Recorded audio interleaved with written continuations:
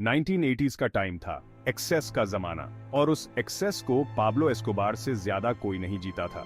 वो था कोकेन का किंग, सबसे बड़ा आउटलॉ। उसने सफेद पाउडर के पहाड़ पर अपनी हुकूमत बनाई।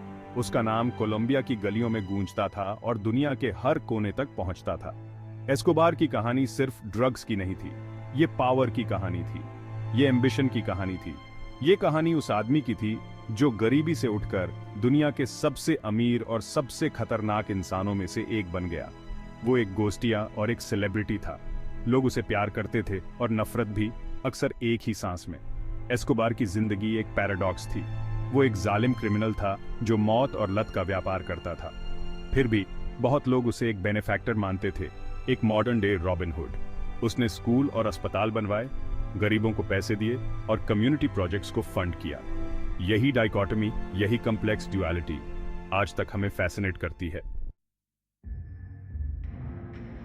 एस्कोबार का सफर कोलंबिया के मेडेलिन शहर के स्लम्स से शुरू हुआ। जिंदगी मुश्किल थी, मौके कम थे, जो मिलता था वो ले लेता था। पेटी थेफ्ट से कारजैकिंग शुरू किया, जो किडनैपिंग तक पहुंच गया। वो एम्बिशियस था और पाने का भूखा था। उसने ड्रग ट्रेड में एक रास्ता देखा। कोकेन उसके लिए ऊपर जाने का टिकट था।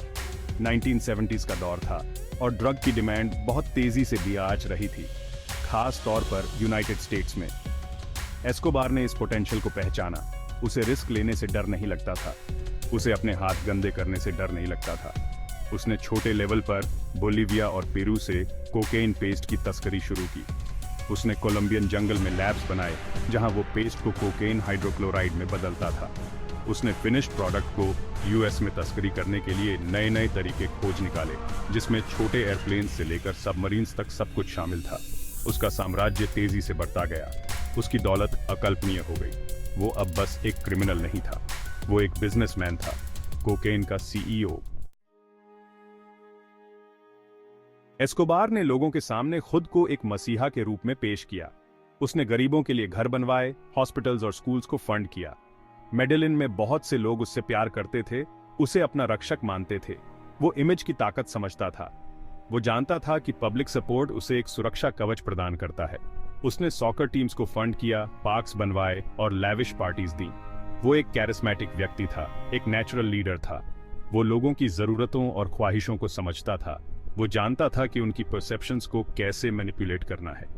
वो एक लेजेंड बन गया, अपने जमाने का एक मिथोलॉजाइज्ड व्यक्ति। लेकिन यह कहानी का एक ही पहलू था। रॉबिन हुड के उस फसाड के पीछे एक रूथलेस क्रिमिनल था। जो भी उसके रास्ते में आता, उसे मिटा दिया जाता। उसने ऑफिशियल्स, जजेस एंड पॉलिटिशियंस को रिश्वत दी, जिन्हें खरीदा नहीं जा सकता था। उन्हें धमकाया जाता था, किडनैप किया जाता था या मार दिया जाता था। उसके ड्रग वॉर्स में हजारों लोग मारे गए। उसने कोलंबिया और उसके बाहर टेरर फैलाया। एस्कोबार हिंसा का इस्तेमाल करने से नहीं हिचकिचाता था। वो डर की ताकत में यकीन रखता था। उसने कोलंबियन गवर्नमेंट के खिलाफ जंग छेड़ दी। पॉलिटिशियंस, जजेस एंड जर्नलिस्ट को अपना निशाना बनाया। बॉम्बिंग्स आम बात हो गई। उसने सत्ता में बैठे लोगों के दिलों में डर बैठा दिया। उसका संदेश साफ था, मेरा विरोध करोगे तो मरोगे। वो साइकोलॉजिकल वॉरफेयर का मास्टर था। वो समझता था कि टेरर किसी भी हथियार से ज्यादा इफेक्टिव हो सकता है। उसने डर और इनाम के मेल से लोगों में लॉयल्टी पैदा की। वो एक ब्रिलियंट स्ट्रैटेजिस्ट था, एक मास्टर मैनिपुलेटर था। उसके रेन ऑफ टेरर ने कोलंबिया पर एक गहरा घाव छोड़ दिया। देश एक खूनी संघर्ष में फंस गया था।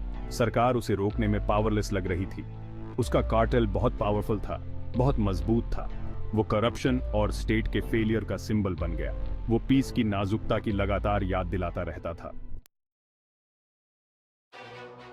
यूनाइटेड स्टेट्स के सपोर्ट से कोलंबियन अथॉरिटीज ने एस्कोबार को पकड़ने के लिए जोरदार अभियान शुरू किया।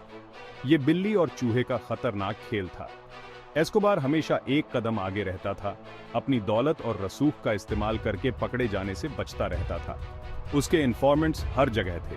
वो एक हाइडआउट से दूसरे हाइडआउट तक जाता रहता था। भागते भागते भी लग्जरी लाइफ जीता था। उसने पूरे मेडेलिन में सेफ हाउसेस बना रखे थे, जो टनल्स के नेटवर्क से जुड़े हुए थे। वो छिपते छिपाते भी अपने एम्पायर को चलाता रहा, ऑर्डर्स देता रहा और शिपमेंट्स को मैनेज करता रहा। वो एक भूत था, हमेशा मौजूद रहता था, लेकिन हमेशा पकड़ से बाहर। पकड़े जाने से बचने की उसकी क्षमता ने उसकी लेजेंड को और बढ़ा दिया। बहुत से लोग उसे अजेय, अछूत मानते थे, लेकिन दबाव बढ़ता जा रहा था। अथॉरिटीज उसके करीब पहुंच रहे थे। एस्कोबार और उसके साम्राज्य के गर्दन पर फंदा कसता जा रहा था।